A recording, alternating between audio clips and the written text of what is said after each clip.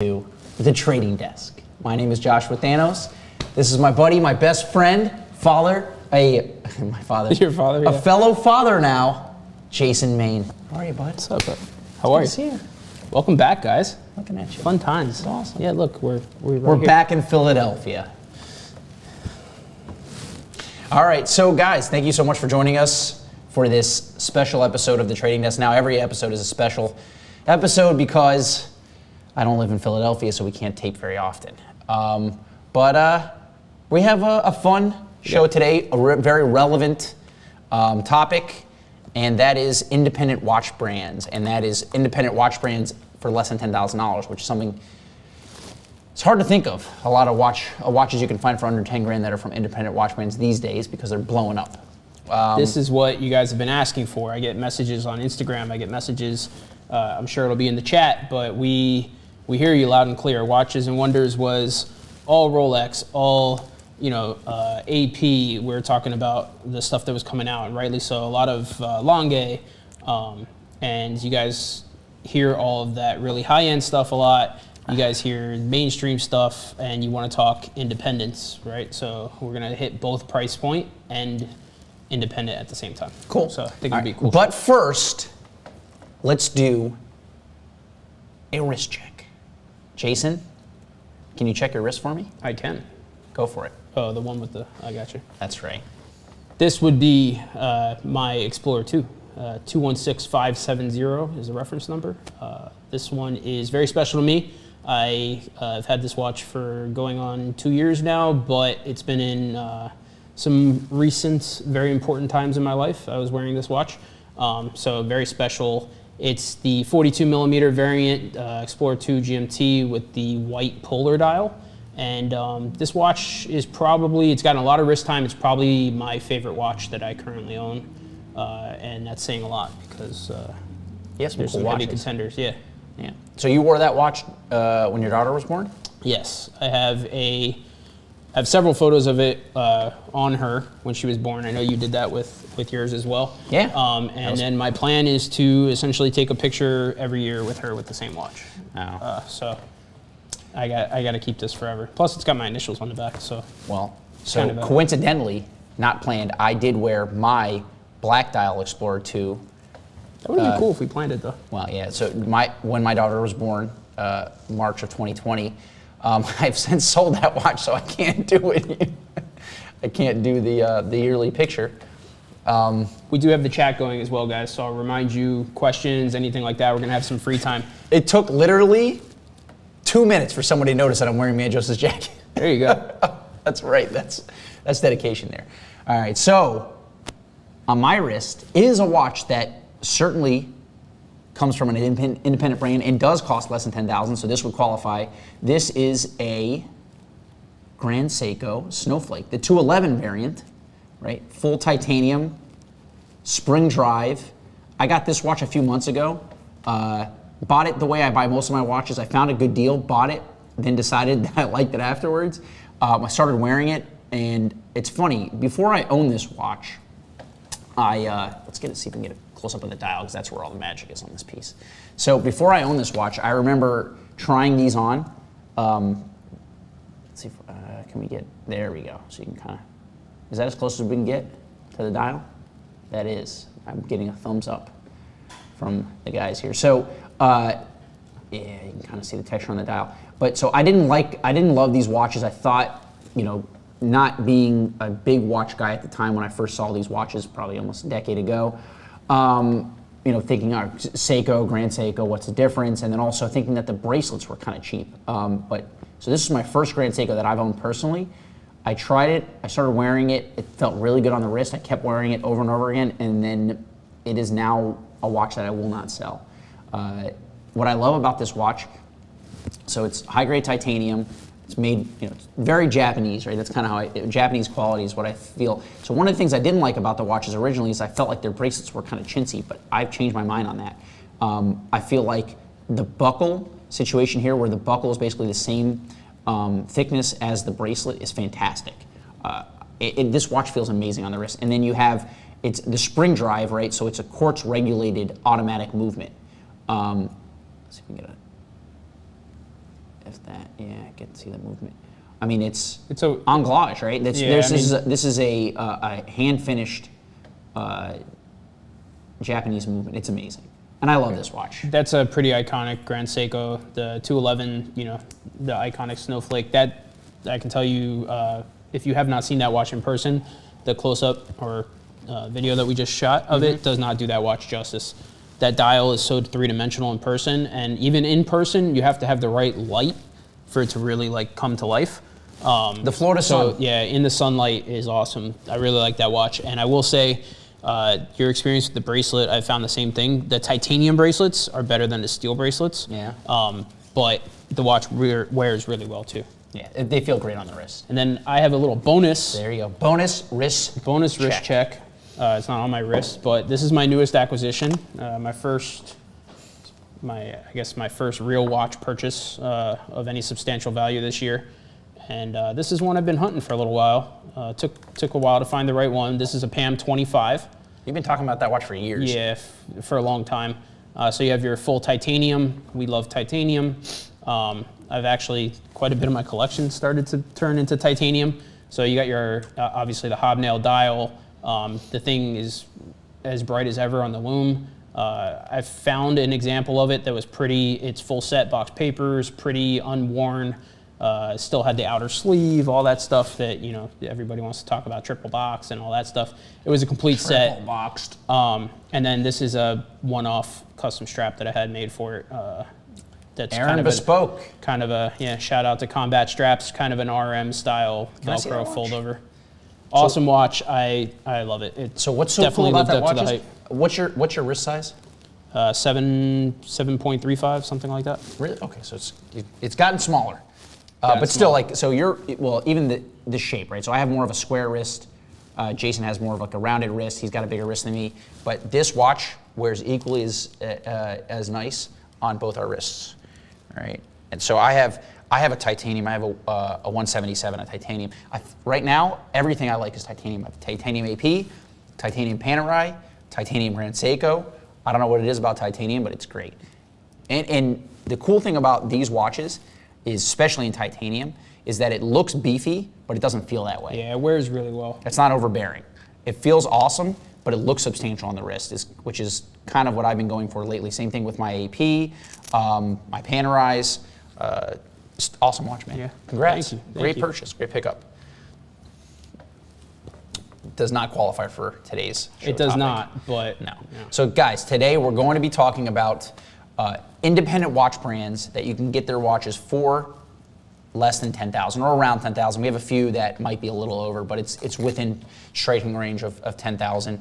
And you know, I think the reason why we're picking this topic today is because Journe, Moser, which actually there's one here that qualifies, Gronefeld, Romain Gaultier.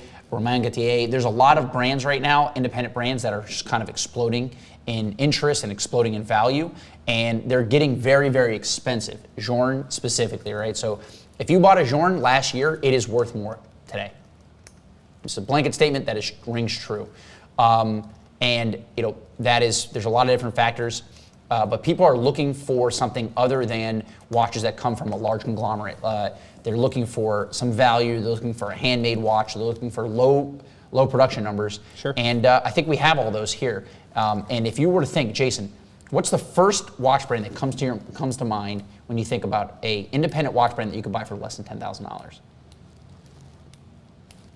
I mean, Grand Seiko would probably be the piece that I would buy. Sure. But probably like the best for the money, so like right at that 10 grand would probably be Moser.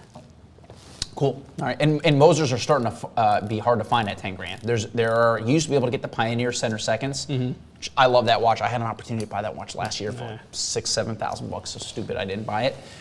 Now it's $15,000. But yes, okay. So Moser, Grand Seiko, which we have on the table, but there's a lot of other brands that people don't think about. Yeah. So let's start with, what do you want to start with, Jay? Because we have some watches on the table. We have a few watches that we can talk about as well. Then we have some photographs, and then we have watches that we can talk about that don't have photographs. Okay.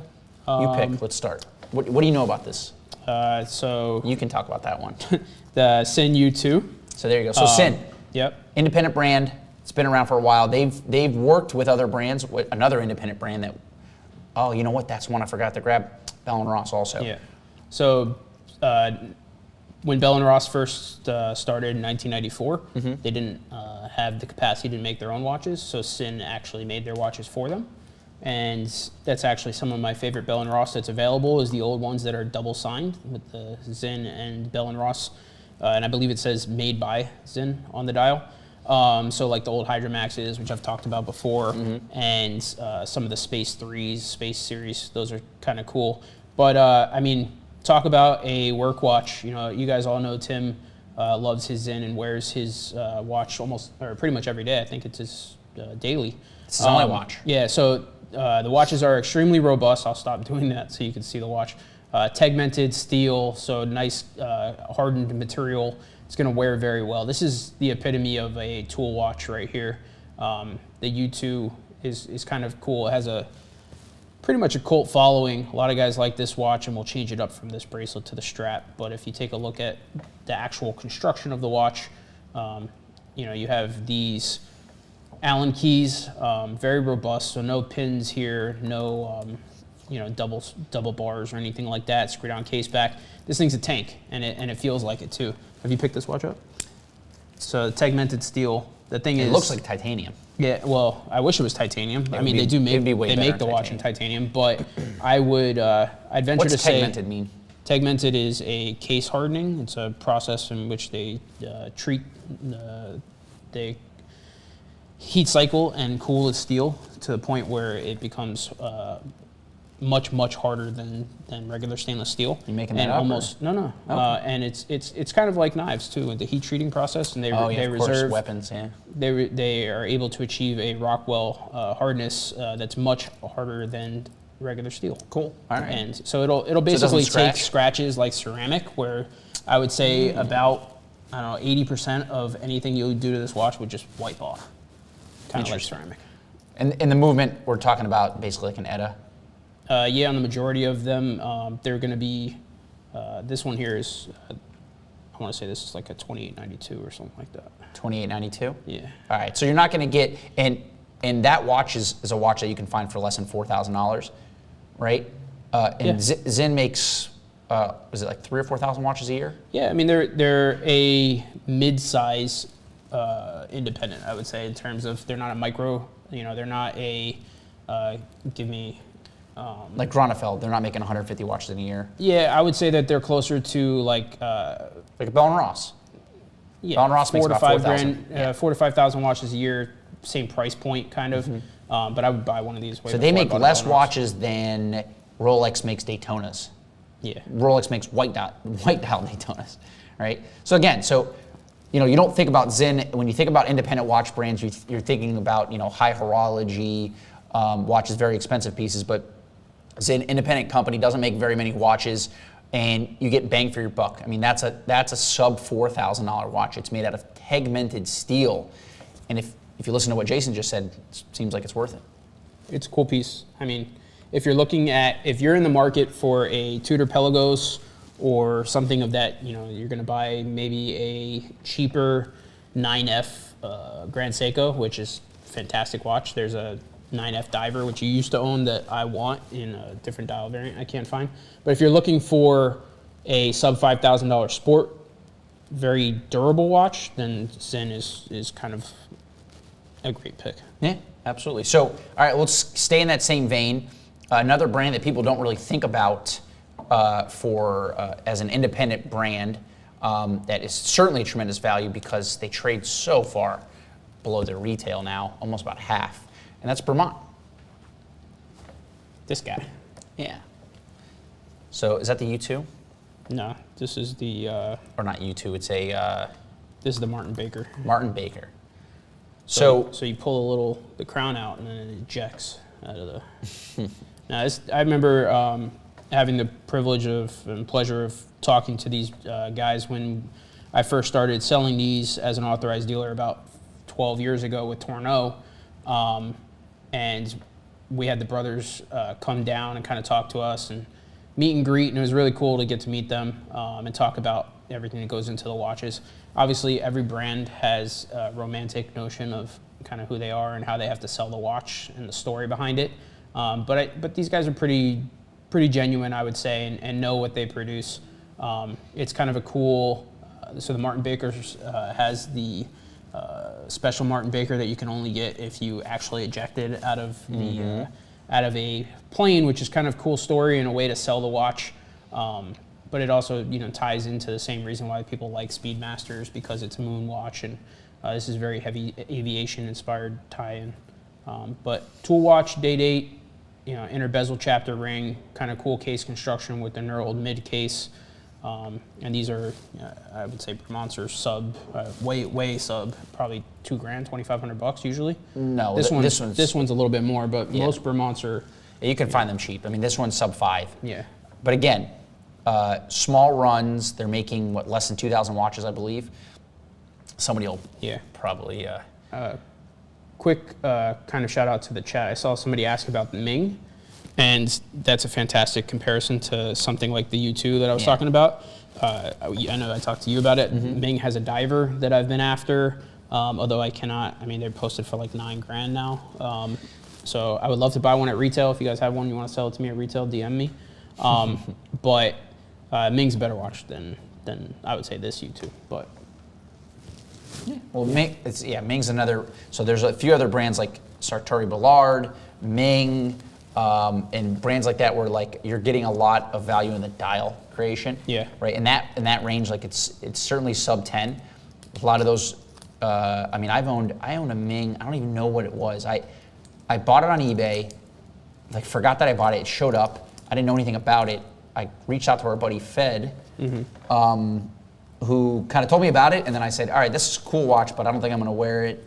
Would you buy it from me? And I ended up selling it to him. Now I regret that. Yeah. I should have kept that watch. So the thing I love, and I have a good friend and customer of mine who's probably watching this now, who was early on Ming and told me to buy the diver, and I thought about it, and it was just, it was a little different, and it wasn't really, and now I'm kicking myself. I didn't love the bracelet, the lack of the integration from the bracelet into the case, and that was the only thing that kind of stopped me, but no watch is perfect, right? We do this long enough that I could pick apart anything and figure out a reason why not to like it. And I should have bought that watch, and you know who you are, but you have one and you should sell it to me. Yeah. So Ming, another independent watch brand under $10,000. So anything else? I guess, so we'll kind of stay within watches that are not known for their movements, more for their construction. And we'll talk about this watch. You want to introduce that one? This is not cool. I think they're cool. So Romain Jerome, this is one of the more expensive watches. This one is like asking price on our website, yeah. just under 10. But you can find Romain Jerome's from anywhere between like 35 and 5. Like there's a lot of them. So Romain Jerome is not known for their movements. I believe that these are like ETA or Valjoux movements. They're mass-produced movements, but they're known for their case materials and the kind of the stories behind their watches. Recently out of business, so even cheaper. But because their movements are not in-house, they should be easily serviced and repaired. Somebody said Invicta is better than Romain Jerome. No, I disagree. Yeah, I would disagree. The only watch I would tell you not to buy is an Invicta. Everything else is fair game. But so again, so you're going to get a really funky watch, large percentage off their retail. $20,000 retail on this, right? Yeah, and that one's asking 10, but you can find so it's brand new, it's unworn.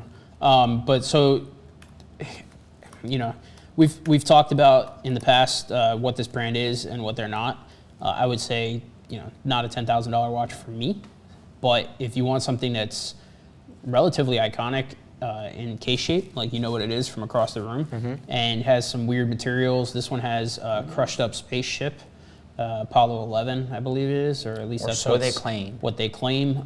So you have some shredded shrapnel in there, and what is actually, honestly, a really nice sapphire capping all the way around it, so it's really smooth. That's kind of cool. The movement's really nothing special, but if you were going to buy like a $10,000 Hublot, maybe this would be a contender for that because it's kind of in that same range and it's definitely different. The brand itself, like I'm looking on eBay, for example, and there's the Moon Dust for less than $3,500 asking. I mean, so Could in do that range, it's a no-brainer. I think these watches are actually super cool and funky.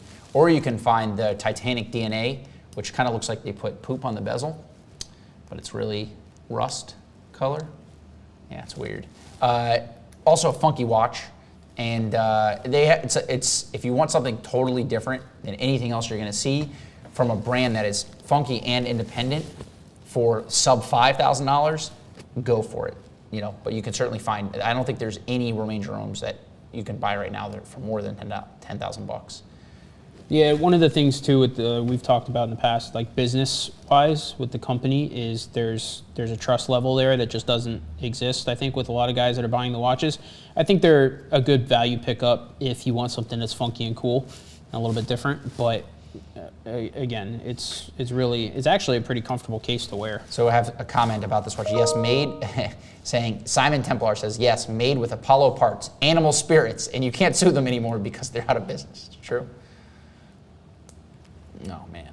All right. But so, again, there is merit. There's a reason for these watches to exist. What are you doing? Taking the strap off of it. Oh, it's a quick release? Yeah. It's even more. You push it off right here. Okay, cool. I mean, that's certainly cool. Maybe they can sell that technology to another brand. Oh, no, I think it's free now because they don't exist. You just do it. Okay. Start doing that. Yeah. All right. So then I guess the next step would be, you want to talk about Grand Seiko? Yeah. I mean, we touched on it with your watch, but go for it. That's right. Okay, well, what do we have here? This is ceramic bezel GMT stainless steel, so not like your watch. Yours is titanium. And then you could probably pick this up and see the contrast I was talking about in the bracelet quality between your watch and this watch, even though this is a more expensive reference than your piece. This is the, apologies, I don't know off the top of my head, SBGE 253 for reference. So this is one of the newer pieces with the ceramic bezel and the GMT. So I recently sold the blue dial, blue variant of this watch. Yeah, and thing is this, the construction is fantastic. Like, if I'm comparing this to like a Sea Dweller 43, I'm picking this watch, especially for it's a basically weird, like a weird third watch of the to price. compare it to. But okay. Well, I mean, it's they're not like each other at all. But well, I don't know, from across the room, it's a look watch. similar. Screw you, Jason. They look similar, but this is, I think, 41 millimeters. Fits fantastic. It's functional GMT with the ceramic bezel. Looks like a dive watch. I guess that's why. It just, at first glance, it kind of looks like that watch. This is why. But I mean, I guess you would compare this really to a GMT, right? Yeah, I would say either. I mean, the heaviest comparison is probably a 116710 LN, just a black GMT. Right. Which is now like what, a $14,000 watch, and you can find yeah. this watch for less than $6,000. And this one's like basically brand new. And honestly, we'll run circles around timekeeping on the Rolex. This is spring drive also, so it's a quartz regulated automatic movement. So the cool thing with the spring drive, honestly, I've handled, I don't know, a couple hundred Grand Seikos at this point, and screw down crowns on these both. You can't downplay the high beat. It's a fantastic movement. The spring drive is cool because it's like, it's cool in the aspect that's like, look what we can do, and it's so overcomplicated that it's like, we're just awesome for making it work. Yeah. But you're not going to notice a discrepancy in accuracy. The high beats are so good, in my opinion, that like if you're the type of person that recognizes, a fraction of a second over days, then if you're that guy, call Jason. Yeah, you should probably be using an Apple Watch at that point, or a quartz watch. And there's nothing wrong with quartz. I love quartz watches, but the spring drive is more, one, it's more expensive, and two, it's like a modern marvel of manufacturing as opposed to a superior movement. But what do you think between my point with the titanium bracelets? Oh no, yeah, the titanium is where it's at. I mean, I like the steel, but the titanium, because it feels weightless, just does feel better on the wrist. But I'm totally sold on Grand Seiko in general, and I've gotten over my issue with the bracelets. And there's so many options. You can have an entire, in terms of under $10,000, you can have a watch for every single occasion, and all look very different, but kind of have the same feel. Yeah. And each watch can be well under 10,000. I mean, both of these watches are basically $5,000. I mean, the cool thing with Grand Seiko too is like you don't take a bath on them. They're they're easy to super sell, liquid. very easy to get out of, and there's always going to be somebody who wants a SBGA 211. Yeah. Yeah, that's an easy I like that watch. to That's a cool piece. Yeah. All right, so we talked about Grand Seiko, we talked about Zinn, we talked about Romain Jerome. What's another brand that we have on here on the table that we can find for under 10,000? Well, you want to talk about something cool, or you want to talk about weird watches still? Both, I guess. Both of those are kind of the same thing. Okay. All right. So let's talk about the Devon. So that Devon Tread. Tread 2. It's a Tread 2. It's probably right around $10,000 asking right now. I think it's like a $15,000 retail. So I guess they trade for about 30 off. So this one is not for sale. This is actually belongs to our buddy Brandon Wood, and he had this watch customized too by reaching out to them, to the brand, and which is small manufacturer. So these are quartz or lithium-ion battery quartz movements, but they're belt driven, right? So this is as different and funky as it gets. They used to trade like way below. This watch used to be like a $6,000 or $7,000 watch for a while. Now they're kind of inching their way back up as people are starting to look outside of Rolex and looking for other watches in this price range that are different, which is good, makes them a little bit more liquid. But I mean, there's nothing more unique for a watch. If you're looking to spend 10 or less, you're not going to find a more unique watch. It's a chronograph also. Yeah, is it up or down? That's up. There you go. It's pretty cool. It's not my cup of tea per se, but you got to admire the manufacturing, the engineering capacity here. Yeah, and it's not coming across great on the camera. I'm looking at it in the screen here. There's depth to the dial that kind of you don't see on the screen. It might be the way the sapphire is cambered, but there's some real depth to it, which is cool. It's a nice watch, and it looks every bit of expensive. Is it an automatic movement behind that? No. Do you have to recharge it like an Apple Watch? Yes. But it looks like 10 grand on the wrist, I would say. Yeah, it's cool. I mean, there's nothing more different. It's hard to compare this and determine if it's a good value because there's nothing else that's anything like this watch. So, is it worth 10 grand? I mean, what's 10 grand worth to you? Right. Exactly. If you're going to spend money on a watch, like there's nothing more different than that watch for $10,000. And the Tread 1 trades about the same, but has a higher retail, right? So because it's totally unwearable, it's humongous. We both agree we like the Tread 2 better. Oh yeah. Well, the Tread 1 looks cool. It's this thick and it's this wide. It's like a belt buckle, right? So this thick and this wide on your wrist, like this, and it's twice as loud as that watch. My only critique with this piece is these strap flanks. I could probably lose those and like the watch a little bit more, but I guess it's different. Yeah, I'm sure that there's some sort of reason for those that we don't know about. Yeah, it looks cool. A lot of people are hating on the Tread in the comment box. It's a fun watch to play with. Like the thing is, I'll give you $50 in Philadelphia. The watch is worth $50. You gotta some of these watches like this. This is another. We'll get into this, but this watch is cooler than this watch. No, I like the Tread 2 better.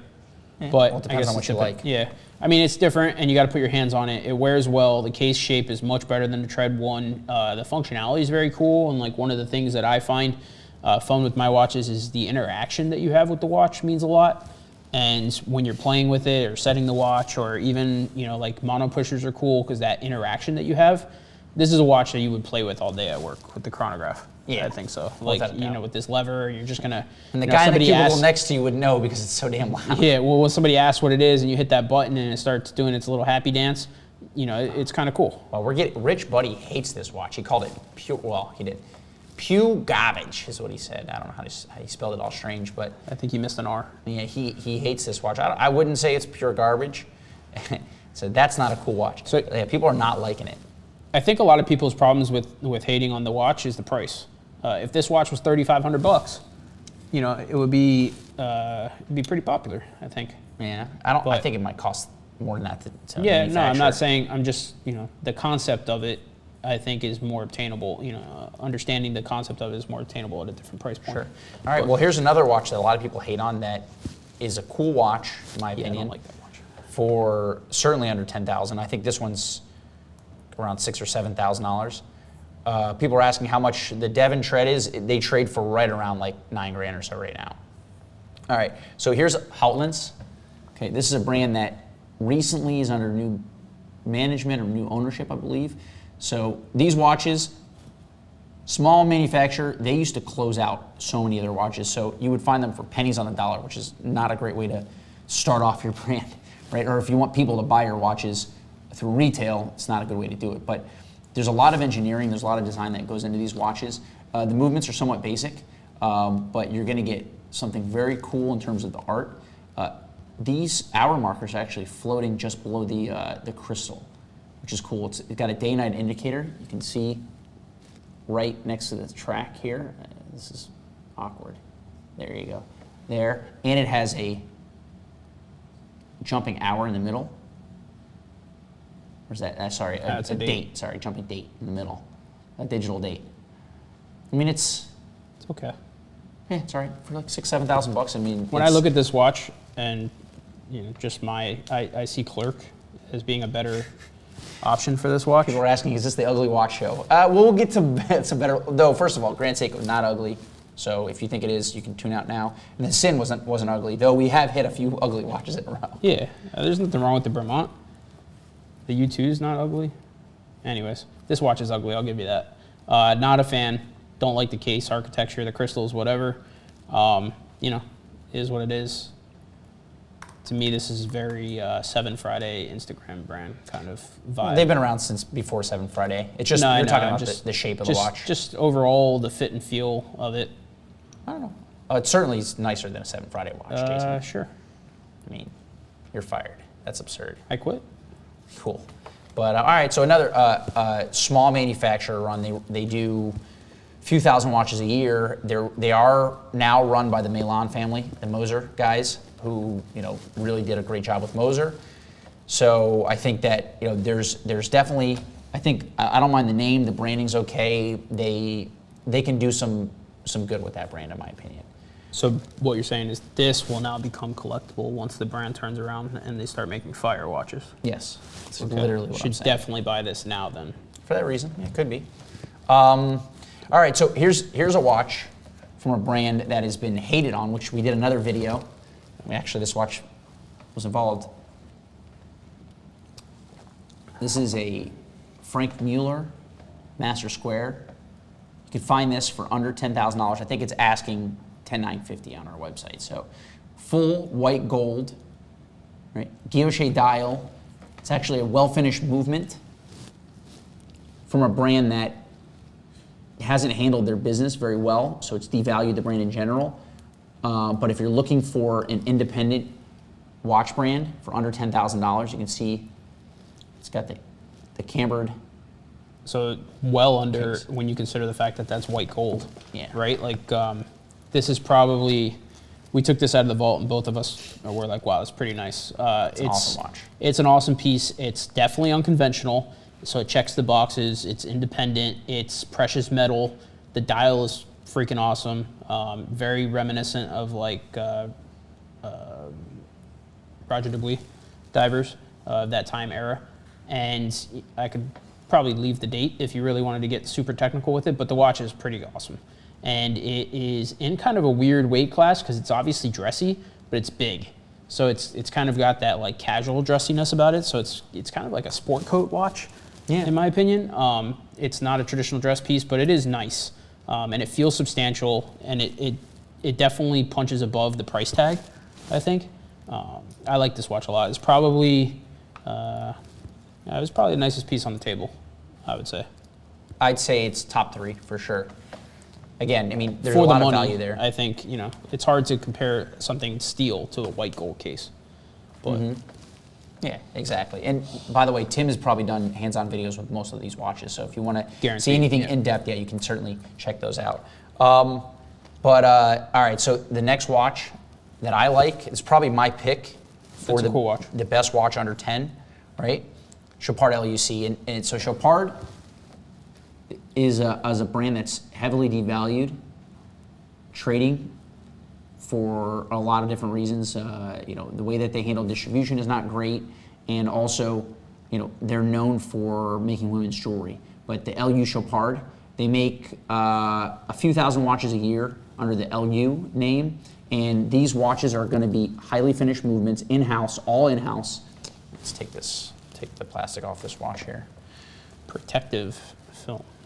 Right, take the protective film so you can see the case back. But you're going to get paddock level finishing. And I want to say this watch is like a $6,000 watch at this point. Yeah, humongous value play. I dare any of you fine gentlemen in the text box to call this an ugly watch. You're out of your mind. There you go. This is a you great. should definitely do it now just because he dared you to. But Okay, that's fine. I don't care. So you're having high level of hand finishing, in-house movement, a dress watch that's on par with a Calatrava for well less than $10,000. And again, you know, a watch that is going to be 42 millimeters also. They do an awesome job with the size and the case. I mean, it's a fantastic watch. This would be like the perfect dress watch, but you can wear this with jeans, have no problems. yeah, really pretty dial, Romans. It's nice. The LUC stuff's really nice. Tim I think he did one with his Wake Up and Watches videos today. I caught just the tip of it with one of the LUC micro rotors, blue piece, 39 millimeter. I think that watch already sold today. Yeah, I think it did too. I went to go grab it. Yeah, I mean, their stuff's really nice. I really, really love the new piece that came out with Watches and Wonders, that LUC, the black titanium. Oh yeah. So here's a piece that Underrated, undervalued that's watch. a very cool Big watch, by the time. way. This watch has a good presence on the wrist. You don't find a lot of dress sizes and dress pieces in this size. Yeah, 42 millimeter. So 42 millimeter, but it wears pretty well, and it's understated. It doesn't look like a huge watch. But if you're a bigger guy and 38 millimeter dress watches that you love the look of, because this very much has like an iconic kind of dress watch look, you love those watches and the look of those watches, and you want high horology, but you can't wear a 38 millimeter, this is an awesome option. And then I'm assuming you got a movement shot. Very high finish, like you talked about. Yeah, and skeletonized the micro rotor to show that. is It's not micro. No, It's the micro skeletonized. rotor that Tim had yeah, earlier is a nicer movement in my opinion. But this is very cool. Anyhow, so probably my number 2 pick of best watch on the table, and I'm going to stick by the Franck Muller because this is white gold as well.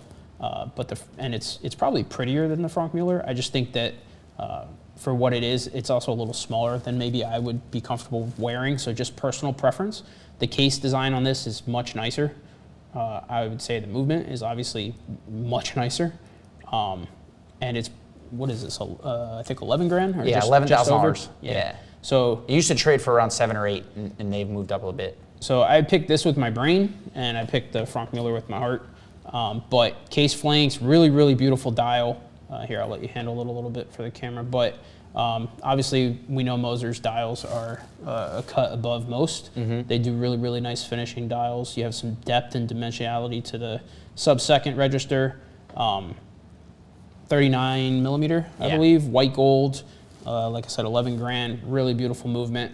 If you are not looking at Moser, and I know everybody's talking about him right now, but if you haven't jumped on board and started looking at some of these pieces, and it's really easy to start looking at the ones that are like 15, 20 grand. You start looking at perpetual calendars, and they look cool.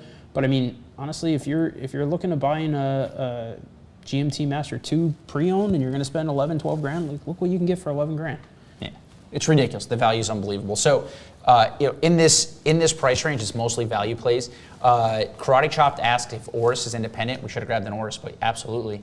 Oris is an independent brand. They make awesome watches. One of my first watches is an Oris, the Aquis 43. I had an Aquis 46 titanium for a little while with the sub-second when it first came out. Yeah. I've had a few Orises. They're great watches. Honestly, I mean, bang for the buck. They're very durable watches as well.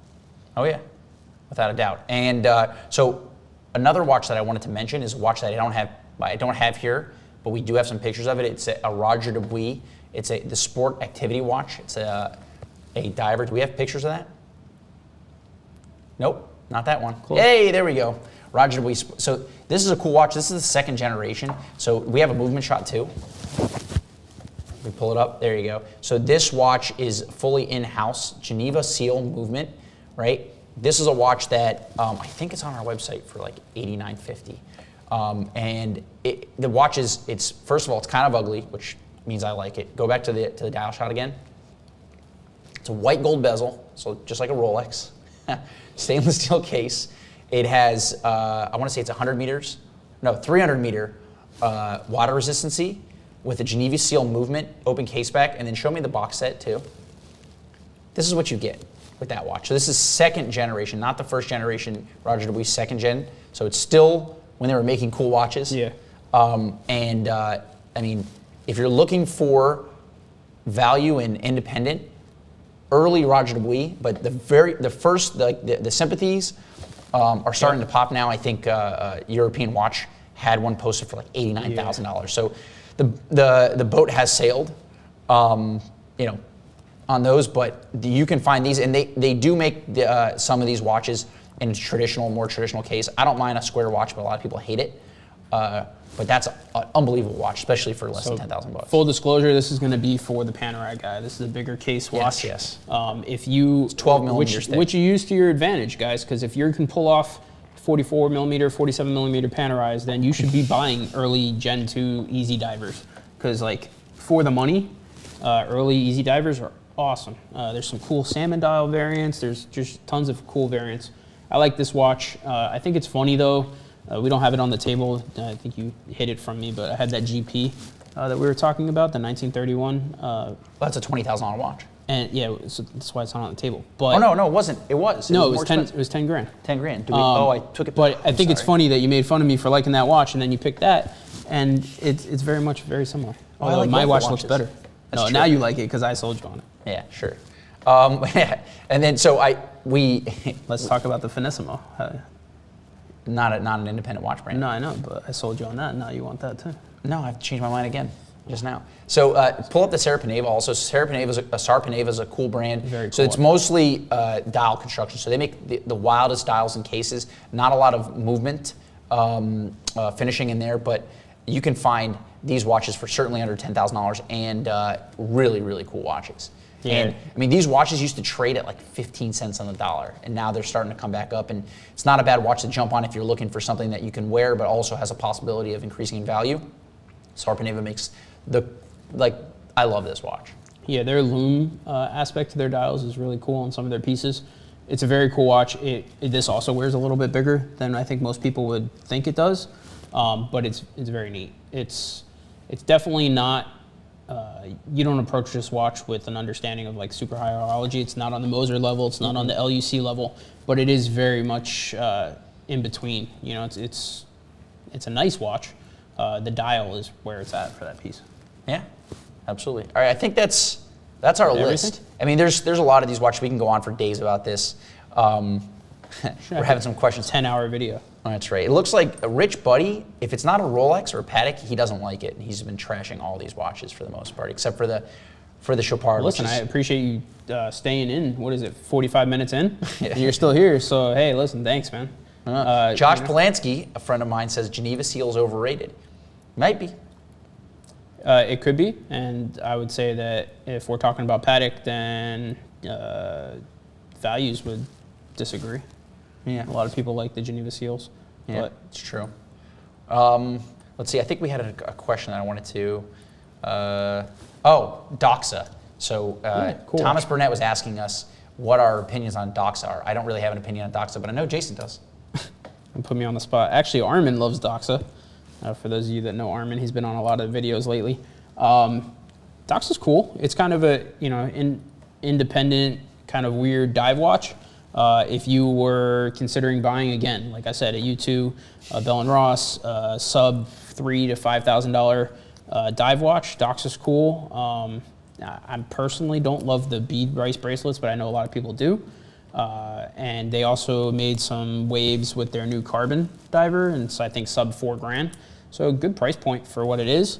Although I would say compressed carbon or plastic watch, Luminox has done that for quite a bit less for a long time. I have But Luminox. me too. But no, not a dig. That watch is super cool. Just $4 grand. It's kind of hard to justify not buying it if you think it's neat looking. You know? Yeah, agreed. Let's see. Give a shout out. We have a bunch of guys in the chat box. This was a fun show for me. Yeah, some good chats.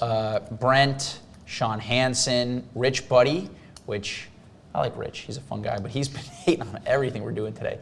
Marco, Karate Chop, Simon Templar, Tim, is it Tim I or Tim L? It's capital I. But yeah, guys, thanks for joining in. I mean, that was it, man. So you're seeing kind of an expansion in the wristwatch world. Rolex. A lot of people are entering through Rolex and then spreading out looking for a lot of value. Grand Seiko has definitely taken, has benefited from that. Tudor Moser as well. has, but Chopard still hasn't been getting a lot of love. Like early Franck Mullers are not really getting a lot of love yet. And these are watches that I think are going to get a lot of love in the next, say, 4 or 5 years. It's a diverse pick on the table. So there's the Grand Seikos, there's stuff that like the U2, the Grand Seikos, the Bremonts, that's going to be where guys start to look at getting into stuff because they're a lower price point when you want something that's different and you want something, we want it independent because fundamentally we like independence. You have a certain price point. That's where you're going to get into. I think some of the other stuff like the LUC, the Moser, the Franck Muller, these are going to be pieces, maybe even this guy, but not really. These are going to be pieces that after you've had the watches that you've chased and you've had more expensive watches than this maybe even, and you're starting to look for like, well, what can I buy that's funkier, that's a real, like I want to be a real watch guy and kind of love the watch for what it is and not the hype. Those are the type of watches you're going to get into. So we got a pretty, I would say, diverse kind of selection for that price point here. Mm-hmm. And this was a fun show. It's kind of weird because you don't see these watches together a lot. Yeah. So it's kind of nice to put them on the same. The only thing they have in common is that they're independent watch brands. Yeah. The only thing they have in common is that you and I saw some potential in them, and I would put my money into every watch on this table. A lot of them because they're so cheap. Yeah, it's probably the bottom of my list, but I might buy it depending on how rich I get. I would put my money into 4 of these watches. Cool. All right, guys. Well, it's been a little over 45 minutes, so we're going to go ahead and sign off. Guys, thank you so much for logging on, spending the last 45 minutes with us. We did record another episode that's going to be, it'll be uploaded on YouTube sometime whenever the powers that be decide. So that's something else you can check out, and we're going to try to make this more regular. Yeah. Jason, do you have any parting words here? Just buy watches, man. They're amazing. Don't do that. Buy watches from me, not from Josh. Don't buy watches. But no, honestly, it's these shows are always fun, and having Josh come back up. Sometimes you have to remind yourself why you missed him, but honestly, always good to see you. And I'm glad we're able to record maybe 2 or 3 of these in one sitting, so we can give you guys some more content because I know you missed us. Speaking of more content, if you guys want to watch this episode or any of the other stuff that we put out on this channel, Watchbox Studios or Watchbox Reviews, we have a new app so you can watch it on your smart TV. On a 75-inch TV, you can see Tim's fingernails. It's going to be awesome. Check it out. It's just the Watchbox app. Is that right? Anybody? Yes? All right, the Let's go Watchbox with app. that. So check that out. Also, you can find us on Instagram or Watchbox. You can find me on Instagram. I'm at Mr. Thanos. Jason? Evo_watches. Right, so you can check us out DM personally, us. reach out to us there. You can find us obviously on YouTube. You better be subscribed. If you're not, go ahead and do that. Where else can you find us, Jason? You got Tim's Instagram, if you want to shout that out. Tim's Instagram. Tim also on Instagram. Tim does awesome miniature reviews, which are super fun to watch on his Instagram channel. He's posting multiple a day. Thank you so much, Tim. Tags me in all of them, so I get to see them first, which is really cool. But yeah, we're around. Where else? You can put Anywhere else? little thank you notes on pigeons and fly them over to us. Where else can you find us? I don't know. Jason? I'm not going to say it. You say it. Swipe This is right where- on Tinder. this is where they find us cut- on Grubhub.